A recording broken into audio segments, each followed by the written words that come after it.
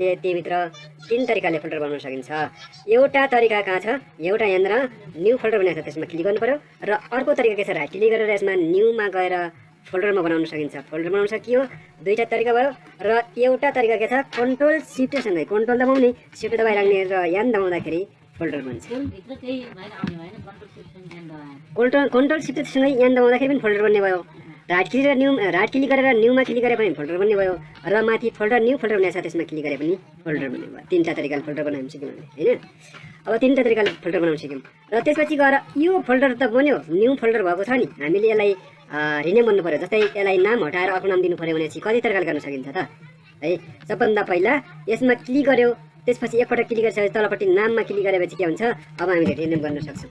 एक तरिकाले भयो, हैन? के गर्न सक्यौँ, एकपटक हामीले फोल्डरमा क्लिक गऱ्यौँ, के अरे फोल्डरमा क्लिक गऱ्यौँ, त्यसपछि तलपट्टि नाममा क्लिक गर्दाखेरि के भयो, रिनेम गर्न सक्यौँ। र दोस्रो तरिका के छ, दोस्रो तरिका अब यहाँ आइसकेपछि यो फोल्डरमा राइट क्लिक गर्नुपर्छ। राइट क्लिक गरिसकेपछि तलपट्टि आउँछ रिनेम भन्ने आउँछ। रिनेम बनाएको छ, रिनेम भन्ने आएको छ भने त्यसमा क्लिक गर्नुपर्छ। रिनेममा क्लिक गरिसकेपछि त्यसपछि हामीले रिनेम गर्न सक्छौँ। दोस्रो तरिका। र तेस्रो तरिका के छ भने अब यो फोल्डरलाई सिलेक्ट गर्नुपर्छ। जुन फोल्डरलाई रिनेम गर्ने हो त्यो फोल्डरलाई सिलेक्ट गर्नुपर्दछ। त्यसपछि गएर हामीले के गर्नु पर्यो, F2 बटन दबाउनु पर्यो है।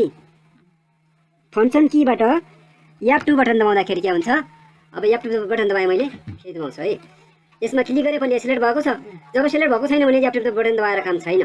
जब हामीले सिलेक्ट गरेर के अरे सिलेक्ट गऱ्यौँ तब हामीले के गर्यौँ, F2 बटन दबाउँदाखेरि रिनेम हुन्छ, हामीले रिनेम गर्न सकिन्छ। बुझ्यो? यहाँसम्म त बुझिरहेछ, क्लियर बुझिरहेछ है। एकदम फोल्डरमा एकदम इम्पोर्टेन्ट कुराहरू पनि छन् फोल्डर है। अब यसमा के छ भने अब यो त हामीले 3टा तरिकाले फोल्डर बनाउन सक्यौँ र अब हामीले यो फोल्डरलाई यो फोल्डर आइकन चेन्ज गर्ने तरिका सिक्यौँ। यो पहिलो आइकन छ नि, यसलाई चेन्ज गर्नको लागि राइट क्लिक गर्नुपर्दछ। राइट क्लिक गरिसकेपछि त्यसपछि तलपट्टि छ प्रोपर्टिज छ, प्रोपर्टिजमा क्लिक गर्ने। प्रोपर्टिजमा क्लिक गरिसकेपछि त्यसपछि गएर यहाँनिर आउँछ एउटा डायलग बक्स आउँछ। प्रोपर्टिज डायलग बक्स आयो। प्रोपर्टिज डायलग बक्स आइसकेपछि यहाँनिर के छ, कस्टमाइज भन्ने छ। यहाँनिर कस्टमाइज छ, कस्टमाइजमा क्लिक गर्ने। त्यसपछि तलपट्टि के छ, चेन्ज आइकन भन्ने छ। यहाँनिर चेन्ज आइकन छ, चेन्ज आइकनमा क्लिक गर्नुपर्छ। चेन्ज आइकनमा क्लिक गरिसकेपछि त्यसपछि एउटा आउँदै फोल्डर आइकन, चेन्ज आइकनको फोल्डर के डायलग बक्स आउँछ। त्यसपछि यो आइसकेपछि हामीले यहाँभित्र धेरै देख्न सक्छौँ। योभित्रका जुन आवश्यक अनुसार जुन आइकन राख्ने हो त्यो आइकनमा क्लिक गर्नुपर्छ। जस्तै अहिलेको लागि जुन राख्दा पनि हुन्छ। जस्तै अहिले यो पहिलो छ नि त बाहिर त यस्तै छ भित्र पनि। र हामीले अर्को यो कम्प्युटरको साइन अथवा व्हाट्सएपको साइन अथवा सोजको साइन अथवा कुनै पनि साइन राख्नको लागि हामीले यहाँ के गर्नु पर्यो, जस्तै यो राख्नु पर्यो भने सिलेक्ट गर्नुपर्ने हुन्छ। सिलेक्ट गरिसकेपछि हामीले ओके बटनमा क्लिक गर्यो। त्यसपछि एप्लाई गर्दा बित्तिकै हाम्रो यहाँनिर सो हुन्छ। एकछिन ओके बटनमा क्लिक गर्ने, त्यसपछि गएर एकछिन हाम्रो के हुन्छ, रिफ्रेस गरेपछि आयो। तर यो के हो त, फोल्डर हो।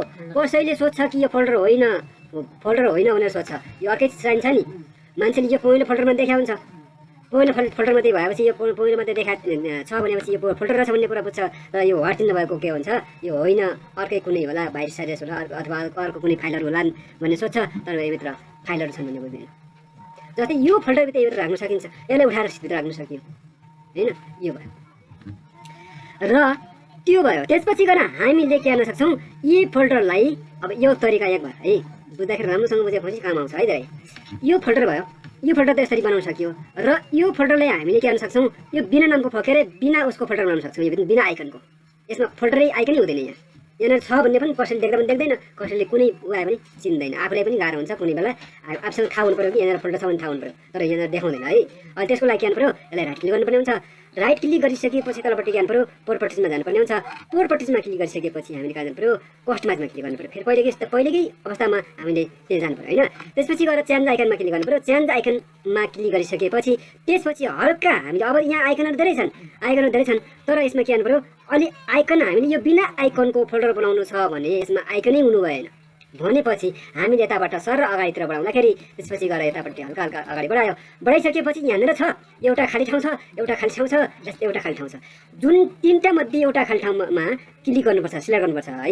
यसमा माउस राख्यौँ हामीले। अहिले त हाम्रो यसमा त माउस, यसमा त आइकन छ, यसमा आइकन छ, यसमा आइकन छ, तर यसमा आइकन छ त छैन। त्यही कारणले गर्दा यसमा के हुन्छ, आइकन नभएको ठाउँमा क्लिक गर्ने। त्यसपछि ओके बटनमा क्लिक गरिसकेपछि त्यसपछि एप्लाईमा क्लिक गर्नुपर्छ। त्यसपछि ओके बटनमा क्लिक गर्दा के हुन्छ, अब हाम्रो के हुन्छ, यहाँनिर फोल्डर हुँदैन है। फोल्डर आइकन हटिहाल्छ एकछिनमा। है। हामीले रिफ्रेस गरिसकेपछि हट्यो, अब त्यसमा फोल्डर छ फोल्डर छैन नि त होइन। यस्तो हुन्छ यहाँभित्र हामीले डकुमेन्ट कुनै इम्पोर्टेन्ट डकुमेन्ट राखे पनि कसैले देख्दैन, कसैले देख्दा पनि देख्दैन, यहाँ देखिन्छ हामीलाई पनि गाह्रो हुन्छ भनेपछि हामीलाई त थाहा पर्यो नि यहाँनिर फोल्डर छ भन्ने कुरा होइन। अब हामीले त्यहाँ माउस लिकन क्लिक गरेपछि मात्रै सिलेक्ट भयो, नत्र छ तल। अब नाम भएपछि मात्रै के हुन्छ, नामले मात्रै के आउने भयो त देखिन्छ मात्रै होइन। अब त्यसपछि गएर हामीले अब यो त देखियो यहाँनिर फोल्डर आइकन त छैन, फोल्डर त रहन्छ भन्ने कुरा बुझियो, तर यो नामले के बुझिन्छ कि यहाँनिर फोल्डर छ भन्ने कुरा बुझ्यो नि होइन। अब के गर्नु पऱ्यो यसमा, यो पहिलो तरिका दोस्रो तरिका तेस्रो तरिका है। अब यसमा के गर्नु पऱ्यो त, हामीले फोल्डरलाई पनि नदेखिने र नाम पनि नदेखिने गर्नु पऱ्यो। नाम बिना नामको फोल्डर बनाउन सकिन्छ, बिना नामको फोल्डर बनाउन सकिन्छ है।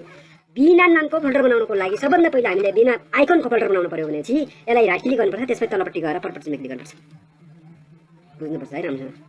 प्रपर्टिजमा क्लिक गर्यो उही पहिलेको अवस्था हो, प्रपर्टिजमा क्लिक गरिसकेर कस्टमाइजमा क्लिक गर्नुपर्ने हुन्छ। त्यसपछि चेन्ज आइकनमा क्लिक गर्यो, चेन्ज आइकनमा क्लिक गरिसकेपछि त्यसपछि अलि अगाडितिर धकेल्यो, हरिजन्टल स्क्रोल बारलाई अगाडितिर गर्यो, त्यसपछि यसमा क्लिक गर्दा बित्तिकै यसमा सिलेक्ट गर्यो, त्यसपछि ओके बटनमा क्लिक गर्यो, एप्लाईमा क्लिक गर्यो, ओके बटनमा क्लिक गर्यो। अब त्यो त बिना आइकन त भयो, पहिलाको चाहिँ बिना आइकनको भयो। अब बिना आइकन अहिले देखाएको छैन, रिफ्रेस गरेर देखाउँछ है, बिना आइकन भयो होइन। यो बिना आइकनको फोल्डर भयो र यसमा नाम नै चेन्ज नदिनु, के अरे नाम नै हटाउनु लागि के पऱ्यो, यसलाई पहिला रिनेम भन्नु पऱ्यो। F2 अथवा राइट क्लिक गरेर पनि हुनसक्छ, त्यसरी पनि गर्न सकिन्छ होइन। अब त्यसपछि हामी के गर्नु पऱ्यो त, यसलाई ब्याक दबाउनु पऱ्यो, अक्षरलाई हटाउनु पऱ्यो। पहिला अक्षरलाई हटाइसकेपछि अल्टसँग 0160 गरेर बाहिर क्लिक गर्ने भनेपछि यहाँ गर्ने भनेपछि बाहिर नाम हट्छ। अहिले मसँग किबोर्ड छैन है, मसँग किबोर्ड भएपछि के गर्छ, किबोर्डमा अल्ट दबाउनुपर्छ। अल्टसँगै 0160 की दबाइसकेपछि हाम्रो के हुन्छ यहाँनिर बिना नामको फोल्डर बन्छ, बिना नामको फोल्डर पनि बन्छ र बिना आइकनको फोल्डर पनि बन्छ। ठिक छ, यहाँसम्म बुझिरहेछ? रिप्रेस गर्नुपर्ने हो कि पर्दैन? पर्दैन होइन। त्यही त अब हामीले रिनेम के अरे कुनै पनि फोल्डरलाई अर्को आइकन देखाउनको लागि यहाँबाट राइट क्लिक गरेर प्रपर्टिजमा गएर गर्न सकिँदो रहेछ होइन। यहाँबाट प्रपर्टिजमा गएर पनि हामीले कस्टमाइजमा क्लिक गरिसकेपछि यहाँनिर आइसक्यो, चेन्ज आइकनमा क्लिक गरिसकेपछि त्यसपछि गएर मात्रै हामीले कुनै पनि एउटा आइकन छानिसकेपछि ओके गर्ने। हजुर फोटो होइन, एक तरहको आइकन मात्रै राख्न सकिन्छ है। त्यो फोटोको लागि हामीले अर्कै सफ्टवेयर डाउनलोड गर्नुपर्छ, नत्र भने फोल्डरमा राख्न मिल्दैन है।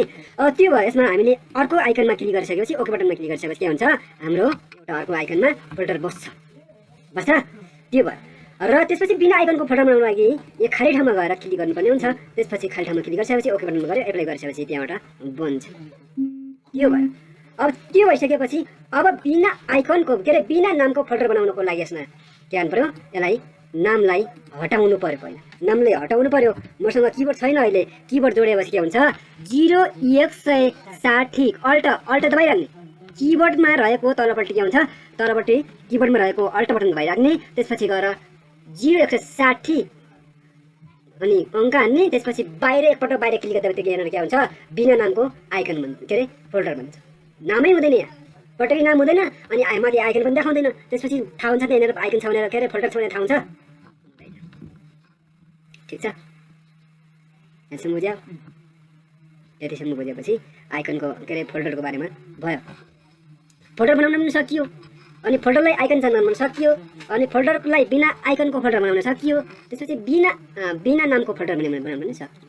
यो फोल्डरमा फोल्डर भन्दा बित्तिकै फोल्डर त यहाँ सामान्य त फोल्डर केही छैन भन्ने कुरा छ त, धेरै छ नि यसभित्र। एउटा आइकन चेन्ज गर्ने रहेछ, एउटा आइकनलाई हाइड गर्ने रहेछ, आइकन नभएको बनाउन सकिँदो रहेछ, एउटा के रहेछ आइकनलाई नाम बिना नामको आइकन बनाउन सकिँदो रहेछ। त्यो भयो, यहाँसम्म ठिक छ। यो फोल्डरको बारेमा ठिक छ।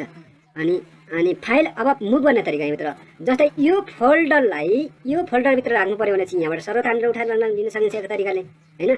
यहाँबाट उठाएर योभित्र लिन सकियो, अब यहाँभित्र आयो भित्र पसिसक्यो। अब यसलाई पनि भित्र पसाल्नु पऱ्यो भने चाहिँ यहाँभित्र संरक्षण गरेर राख्नु पऱ्यो, समातेर भित्र राख्दाखेरि पनि आयो। अब नै मैले राख्ने होइन, अब पहिला गरेको कामलाई फेरि फिर्ता ल्याउने भनेपछि Ctrl+Z गर्दाखेरि बाहिर आउँछ, Ctrl+Z गर्दाखेरि बाहिर आउँछ। यो अन्डु काम गर्छ, Ctrl+Z के गर्छ, अन्डु काम गर्छ। Ctrl+Z आयो नि होइन। अब पहिले आयो। अब एक तरिका त के छ यहाँबाट उठाएर समातेर यहाँ यसलाई भित्र यसमा राख्दा बित्तिकै भित्र पस्दो रहेछ। र अर्को तरिका के छ, राइट क्लिक गरेर त्यसपछि तलपट्टि आएर कपी गरेर कट गर्ने है। यहाँबाट बाहिर हटाएर भित्र राख्नुपर्ने भने चाहिँ कट गरेर यहाँ यसमा राइट क्लिक गरेर पेस्ट गर्नुपर्ने पऱ्यो भने चाहिँ यहाँबाट हट्छ, यहाँ बस्छ नि, बस्यो।